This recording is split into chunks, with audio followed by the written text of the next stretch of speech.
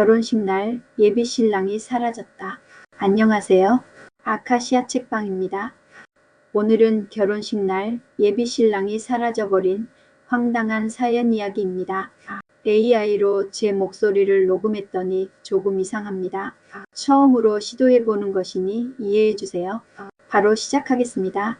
신부 서연은 결혼식을 일주일 앞두고 있었다. 둘 다 나이가 결혼 정년기였고 신중하게 판단을 해서 결혼을 결심했다. 양쪽 가족은 이미 몇 번의 식사 자리를 가졌고 시어머니 되실 분이 서연을 좋아해서 서연은 기분이 좋았다. 그녀는 마치 동화 속 주인공처럼 들떠 있었다.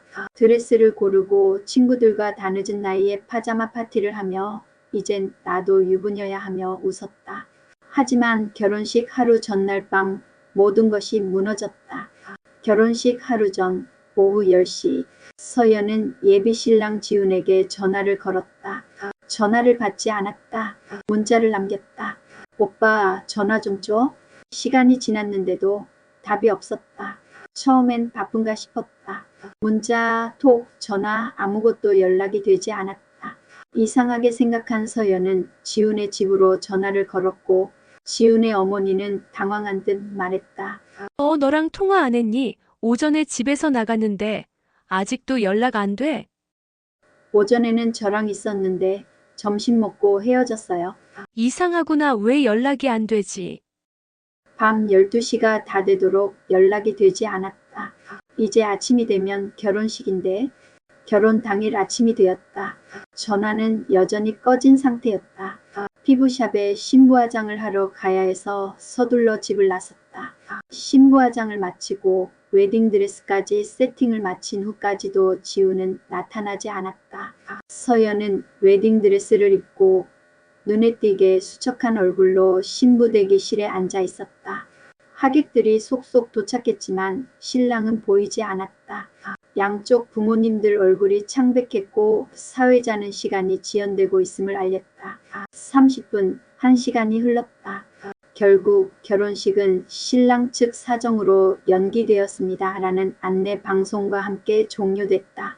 그날 저녁 서연은 웨딩드레스를 벗지도 못한 채 소파에 앉아 있었다. 눈물이 신부화장을 엉망으로 만들어 놓았다. 친구들은 서연을 위로하느라 바빴고 엄마는 화병에 눕고 말았다. 하지만 서연은 아무 말도 할 수 없었다. 슬픔이 아니라 현실이 받아들여지지 않았다. 도대체 지우는 한마디 말도 없이 어디로 사라져 버린 걸까? 밤 11시쯤 현관 초인종이 울렸다. 문 앞엔 택배 박스가 놓여 있었다. 보낸 사람 박지훈. 박스를 열었다. 그 안엔 결혼 반지, 청첩장 그리고 손편지 한 장이 들어있었다. 서연은 떨리는 손으로 편지를 펼쳤다. 서연아, 너를 이렇게 떠나서 미안해. 정말 오랫동안 고민했어. 우리 부모님이 너를 좋아하는 것도 너랑 함께한 모든 순간이 행복했어. 그런데 난 내 진짜 모습을 너한테 숨기고 있었어.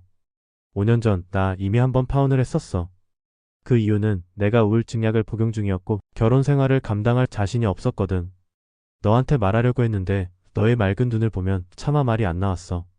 시간이 지나면 그냥 괜찮아질 줄 알았어. 그런데 다가올 미래가 너무 무서웠어. 나는 너에게 좋은 남편이 될 자신이 없었어. 비겁하게 도망쳐서 미안해. 너는 좋은 사람이니까 너한테 맞는 더 좋은 사람이 분명히 있을 거야. 널 많이 좋아하지만 나는 정말 자신이 없어. 미안해. 정말 미안해. 부디 나 잊고 행복하길 바랄게. 서연은 편지에서 눈을 떼지 못했다. 어떻게 나한테 이런 일이 생겼을까? 세상이 무너지는 기분에 서연은 그대로 바닥에 주저앉았다. 그의 진심이 무엇이든 간에 그는 선택을 했고 그 선택은 자신을 보호했지만 서연은 감당할 수가 없었다. 시간이 지날수록 서연은 서서히 안정을 되찾아갔다. 친구들과 부모님 덕분에 다시 힘을 내야 했다.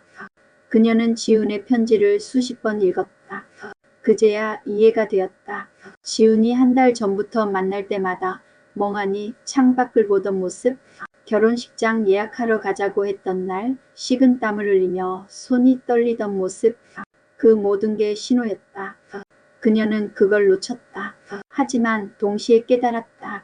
사랑이 있어도 한 사람이 감당할 수 없는 그 무게라는 것을, 어떤 이별은 서로를 위한 마지막 배려일 수도 있다는 것을. 엄마는 차라리 지금 깨진 게 다행이다라며 분노를 쏟았다. 우황청심원을 드셔도 속이 벌렁거린다고 하셨다. 친구들은 지훈을 욕하며 정신병? 그건 핑계지 라고 말했지만 정작 서연은 아무런 원망도 할 수 없었다. 어느 날 휴대폰을 만지작거리다가 결혼식장에서 친구들이 찍어서 보냈던 사진들을 보게 되었다. 신부 대기실에서 웃지도 울지도 못한 상태로 앉아있는 자신의 모습.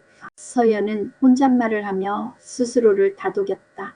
그래, 난 그날 버려진 게 아니라 나를 지킨 날이다. 결혼식이 무산된 지 2달 후 서연은 친구를 만나러 약속 장소로 가고 있었다. 횡단보도를 건너다가 지훈의 어머니와 마주치게 되었다. 지훈의 어머니는 서연의 손을 잡으며 어머 서연아 잘 지내니? 라며 반가워하셨다. 잠깐 시간 되면 차 한잔 할 수 있냐고 하셔서 가까운 카페로 들어갔다. 지훈의 어머니에게 정중하게 물었다. 혹시 지훈 씨가 지금 어디서 지내는지 아세요? 지훈의 어머니는 잠시 머뭇거리다 말했다. 미국 갔어. 갑자기 미국을요? 사실 너한테 정말 미안하다. 너랑 만나기 전에 다른 여자랑 1년 정도 동거를 했었다. 그런데 갑자기 아이를 낳게 된 거야. 서연은 뭔가로 머리를 세게 맞은 느낌처럼 멍해졌다. 그런데 지훈이 말로는 자기 아이가 아니라고 하더구나. 그래서 그 여자와 헤어지고 너랑 새롭게 시작을 한 건데 그 여자가 계속 지훈이를 괴롭히면서 아이를 책임지라고 하니 지훈이가 어쩔 수 없이 그런 선택을 했나 봐. 서연은 충격으로 아무 말도 하지 못했다. 결혼식 날 집으로 왔던 편지를 수없이 읽고 지훈을 불쌍하게 여기는 마음까지 생겼었는데 이렇게 엄청난 일을 숨기고 우울증이라는 핑계를 대다니. 우울증, 그건 일부였구나. 정말 도망친 이유는 나를 속일 수 없어서가 아니라 들킬까봐 무서워서였어? 비겁하게 편지 한 장으로 모든 걸 덮으려 했던 거다. 그런데 서연은 그게 마지막 배려라고 생각했다니? 서연은 이제야 지훈의 모든 행동들을 알게 되었다. 얼마나 다행인가? 그래도 양심은 있어서 결혼식장에 안 나타났으니 말이다.